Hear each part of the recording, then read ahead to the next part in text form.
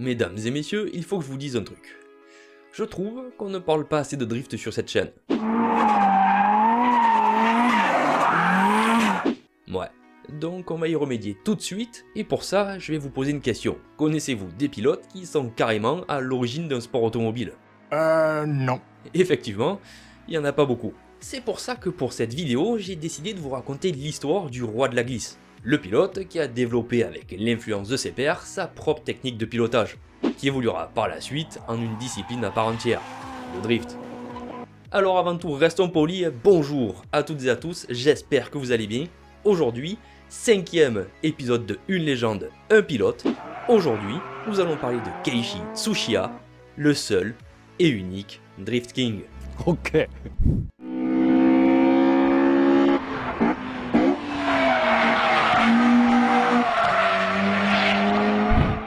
Keiichi est né le 30 janvier 1956 à Tomi, dans la préfecture de Nagano. Il va très jeune de suite s'intéresser à l'automobile, et il prendra comme exemple le célèbre pilote japonais Kunemitsu Takahashi, un pilote aux multiples talents car il fera une très belle carrière autant sur 2 que sur 4 roues.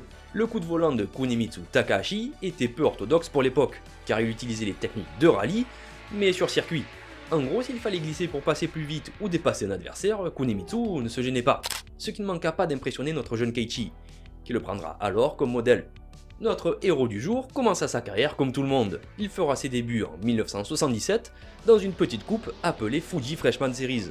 Mais son problème, c'est que contrairement aux autres pilotes qui étaient issus généralement de familles aisées, qui pouvaient donc travailler leur coup de volant à longueur de journée sur circuit, lui était issu d'une famille moyenne, ce qui veut dire pas de pognon pour s'entraîner. Alors pour pallier à ce petit problème, il travaillait le jour et la nuit pour engranger le plus d'argent. Et dès qu'il avait un peu de temps, il partait perfectionner son pilotage lors de courses de rue, dans ces fameuses courses de montagne appelées Touge. Son terrain de jeu préféré était le vallon de Usui Pass, une route forte de 184 virages. Combien? Ah là, il y a de quoi faire, c'est sûr. C'est là qu'il va développer sa technique de drift. Et voilà, à force de rouler comme un barjot, il va sortir à près de 100 km/h, ce qui va lui coûter 3 mois d'hôpital. Après ce terrible accident, il reprendra sa carrière officielle tant bien que mal, parce que financièrement, c'est pas la joie. Mais Keiichi est un énervé, il va vite se refaire et va réussir à participer à quelques épreuves du championnat du Japon de voitures de tourisme, le JTCC. D'ailleurs, il deviendra même quelques années plus tard un spécialiste de la discipline. C'est en 1984 que les choses sérieuses vont commencer pour lui, car il va remporter ses premières victoires, et pas au volant de n'importe quelle voiture. Toujours pour cette coupe Fuji Freshman Series, il va prendre le volant d'une Toyota AE86 Trueno, une voiture qui va devenir en grosse partie, grâce à lui, une légende dans le monde des petites sportives.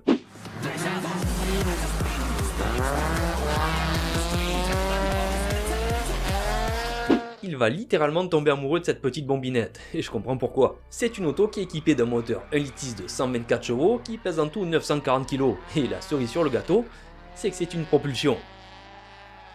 Voilà ce qu'est, mesdames et messieurs, la définition du fun. Il va prendre de suite cette voiture en main, car il va remporter d'entrée 6 victoires en coupe. Pour ce qui est des courses de rue, oui, c'est pas parce qu'il a passé 3 mois d'hôpital qu'il va s'arrêter là. En 1987, il va faire une chose qui va agir comme une bombe dans le monde du sport auto japonais. C'est cette année-là que tout va changer, car plus les années passaient, plus il prenait les virages en glisse. Il a transformé les techniques de pilotage de rallye de son idole Kunemitsu Takahashi en une forme de spectacle, en un genre de patinage artistique sur 4 roues. Notre drifter déclarera plus tard qu'il ne driftait plus parce que c'était la façon la plus rapide de prendre des virages, mais parce que c'était la façon la plus amusante. Confiant de ses capacités, il est temps pour lui de montrer ce qu'il sait faire. Mais comment? Car nous sommes en 1987. À cette époque, les GoPro, c'était un peu compliqué à trouver. C'est donc avec les moyens du bord que Keiichi va filmer une vidéo qui va influencer tout un pays. Le titre Plus Pi. C'est rigolo. Ouais, c'est vrai qu'on croirait qu'on parle d'une peluche, mais c'est bien cette vidéo qui est à l'origine du drift.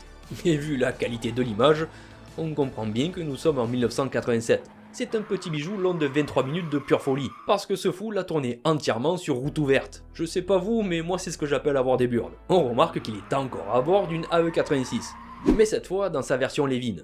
On la reconnaît facilement, puisqu'elle n'a pas les phares escamotables. Une fois que tout est dans la boîte, il faut trouver un moyen de diffusion. Et il n'y a pas 36 solutions.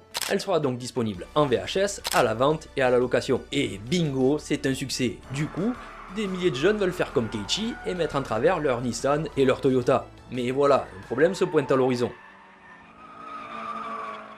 Vu l'engouement autour de la VHS, elle tombe fatalement entre les mains de la Fédération japonaise de sport automobile, qui ne tarde pas à remarquer qu'un pilote professionnel s'amuse à faire le con sur route ouverte. C'est logiquement que notre drifter fou se voit retirer sa licence de pilote. Et merde.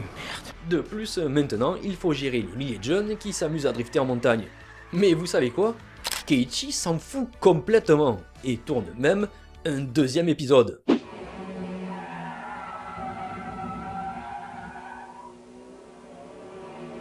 Niveau je m'en bats les couillismes, ça se pose là. Heureusement que quelques temps après, il prend conscience que les choses peuvent aller très loin, et même s'envenimer. Il va donc militer auprès de la fédération et des jeunes pour que le drift soit pratiqué sur circuit, en milieu sécurisé.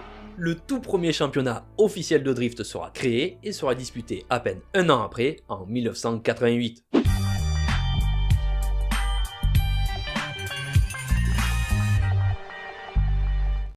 Après toutes ces péripéties, Keiichi Tsuchiya devient l'ambassadeur du drift, sa légende ne va cesser de grandir, et c'est en toute logique qu'il va gagner le surnom de Drift King.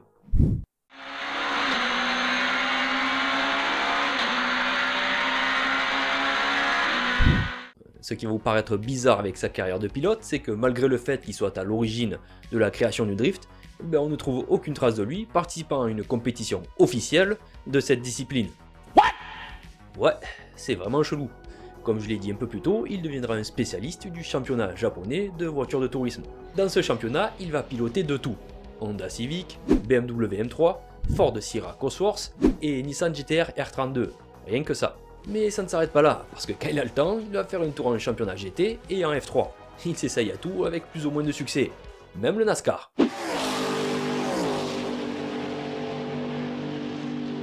Ce mec est un hyperactif, il se repose jamais, parce qu'il trouve également le temps de fonder sa société du nom de Kei-Office, une entreprise qui revend des pièces de voitures de course d'occasion à des préparateurs pros ou amateurs. En gros, si tu veux monter un moteur boosté aux hormones tout droit sorti de la compétition, eh bien c'est sa société qu'il faut contacter. D'ailleurs, si certains d'entre vous connaissaient déjà ce pilote avant que je fasse la vidéo, vous avez sûrement remarqué qu'il porte sans arrêt une combinaison verte. C'est tout simplement les couleurs de sa société. Bref, vous pensez qu'il va s'arrêter là? Non. Vous avez raison, puisqu'il va présenter en tant que pilote essayeur les émissions Best Motoring, Haute Version et Vidéo Spéciale. Des émissions qui parlent généralement de voitures préparées, dont les tests sont effectués à la fin sur route de montagne.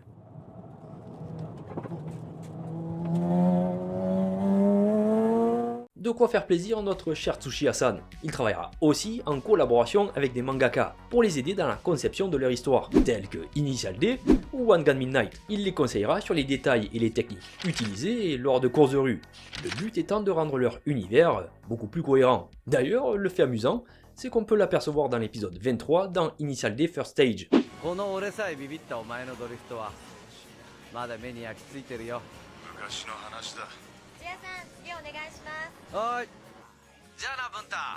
De plus, je tiens à ajouter que la voiture du héros est une Toyota AE86 Trueno, et ce n'est pas un hasard. Pour finir, il sera le juge star du championnat de drift japonais, le D1GP, pendant plusieurs années. Ça fait beaucoup là, non? Ouais, ce mec est branché sur du 220 et il est pas prêt de couper le jus.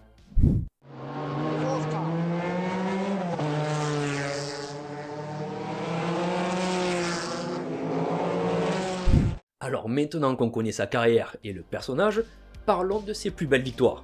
Nous sommes en 1993 et Keiichi commence à s'intéresser à l'endurance. Il prend donc le volant d'une Honda Prélude pour le championnat national. Et sa première expérience terminera plutôt pas mal car il finira deuxième aux 12 heures de Tsukuba.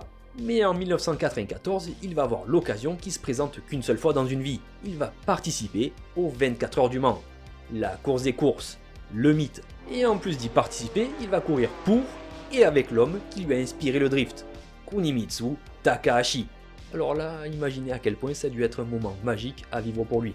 La course se passera pas trop mal, et à la fin de l'épreuve, ils se classeront 18e au général. Ah! Le résultat n'est pas génial, mais pour une première, franchement c'est pas dégueu, c'est même encourageant. Et Drifting le sait, il aura alors l'occasion de prendre en tout 7 fois le départ des 24 heures. de 1994 à 2000.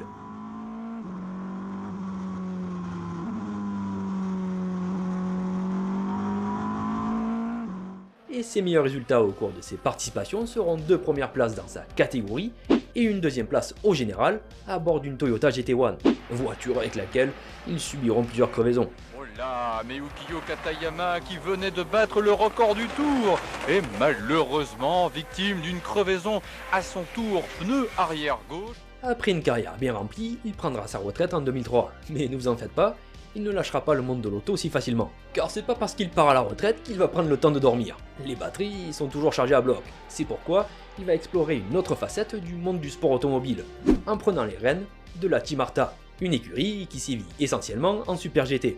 Simultanément, avec sa propre société, il engage une Nissan Silvia S15 en D1 GP, qui est devenu au passage le plus grand championnat de drift. Il a raison, il a raison.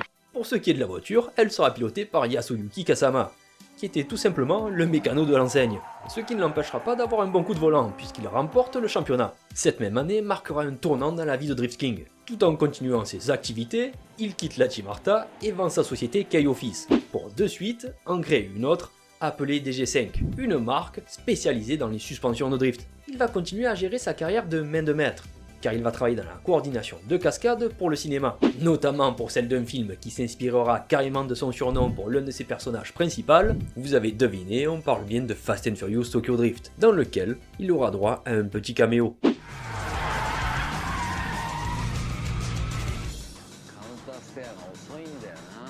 Ce qui est bizarre, c'est que dans cette scène, il se chambre lui-même, parce qu'évidemment, c'est lui qui est derrière le volant.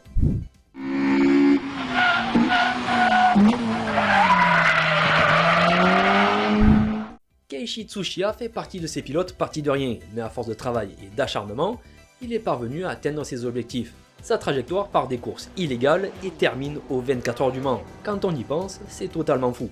Et grâce à sa vision avant-gardiste, il a carrément créé un sport automobile à lui tout seul. Et surtout, n'oublions pas que le drift, aujourd'hui, est un sport pratiqué dans le monde entier. Ce mec a influencé la planète. Franchement, quel pilote peut se vanter d'une chose pareille? Pour conclure la vidéo, je vais vous sortir une de ces citations qui résume bien sa carrière, qui dit l'important, c'est de continuer d'essayer. Voilà, nous sommes à la fin de la vidéo, j'espère que ça vous a plu, et pour ma part, j'ai quelque chose à vous dire, c'est tout simplement merci à toutes et à tous, parce qu'aujourd'hui, nous sommes plus de 10 000 abonnés sur ma chaîne YouTube. Et franchement, quand je me dis ça, je suis sur le cul, je sais pas quoi dire. Donc merci à toutes et à tous pour vos messages de soutien, pour vos messages d'encouragement, ça fait chaud au cœur.